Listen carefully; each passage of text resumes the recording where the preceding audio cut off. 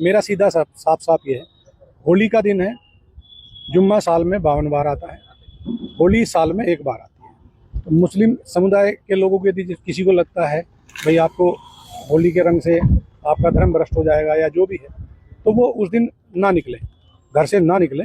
और यदि निकले तो उसका इतना बड़ा दिल होना चाहिए, वो दिल होना चाहिए भाई सब एक जैसे हैं, रंग तो रंग है।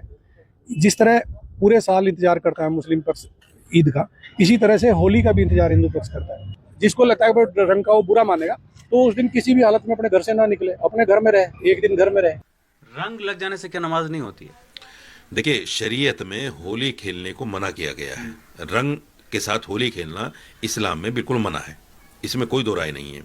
लेकिन होली पर मुबारकबाद देना, होली की मिठाई खाना, जो सौहार्द बनाने के लिए, आपसी भाईचारा बनाने के लिए, जैसे हमारे हिंदू भाई हमें ईद की मुबारकबाद देते हैं, आकर हमारी सेवई भी खा लेते हैं, लेकिन हम उनसे ये तो नहीं कहते चलो चलो भाई नमाज पढ़ो। नमाज एक आस्था का प्रतीक है, और होली के रंग के साथ खेलना वो भी एक आस्था है।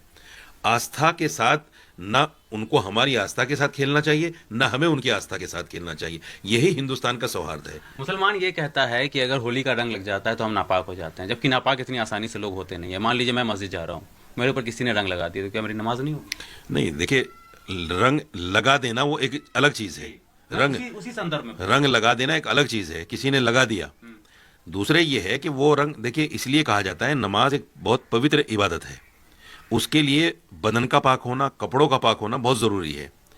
इसलिए कह दिया जाता है कि हो सकता है ये रंग पता नहीं कहाँ से आया होगा, कैसा पानी उसमें मिक्स हुआ होगा। इसको गारंटी के साथ नहीं कहा जा सकता कि ये साफ पानी होगा, पता नहीं कैसे पानी में मिला लिया गया होगा। तो इसलिए कहा जाता है कि रंग लगे हुए कपड़ों के साथ नमाज ना पढ़ें, जिस पर रंग इस तरह से रंग लग जाए। और दूसरे ये है कि हमें अगर इत्मीनान हो इस बात का कि जिस आदमी ने रंग फेंका है वो साफ पाक पानी इस्तेमाल किया होगा उसने, तो हम नमाज पढ़ सकते हैं, कोई हर्ज नहीं है। देखिए, उनका जो बयान है, मैं समझता हूँ शासनिक प्रशासनिक लोगों के लिए इस तरह के बयान अच्छे नहीं हैं।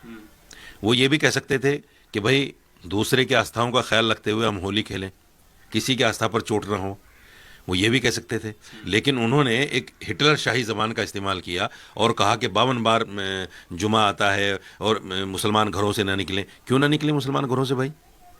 मुसलमान घरों से क्यों? आप क्या चाहते हैं कि मुसलमान कैद हो जाएं?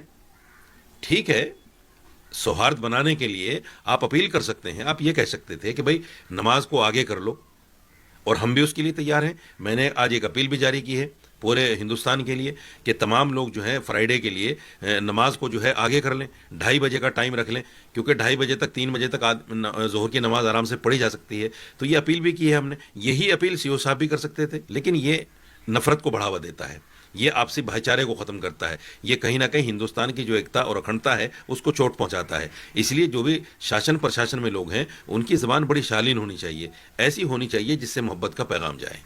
तो लोगों के अंदर जागरूकता की कमी है इसको यकीनी तौर पर। देखिए, सवाल ये है कि आप मुसलमान पर रंग फेंकें क्यों? ये जानबूझकर कुछ लोग दोनों तरफ ही हैं, दोनों तरफ हैं। कुछ लोग जो इधर भी चाहते हैं कि झगड़ा हो और उधर भी चाहते हैं कि झगड़ा हो। इसलिए रंग फेंक देना ये कोई बड़ी बात नहीं है। अगर कोई आदमी दिल से चाहता है, दिल से आपका एहतराम करता है और वो भी होली खेलना चाहता है, बहुत है मुसलमान जो होली में शरीक होते हैं, रंगों के साथ खेलते हैं, खेल लेते हैं। ये हिंदुस्तान है, ये देश शरीयत से तो चलता नहीं है, ये संविधान से चल रहा है देश। और संविधान से चलने वाले देश में शरीयत की बात की जा सकती है, उसको डंडा लेकर मनवाया नहीं जा सकता।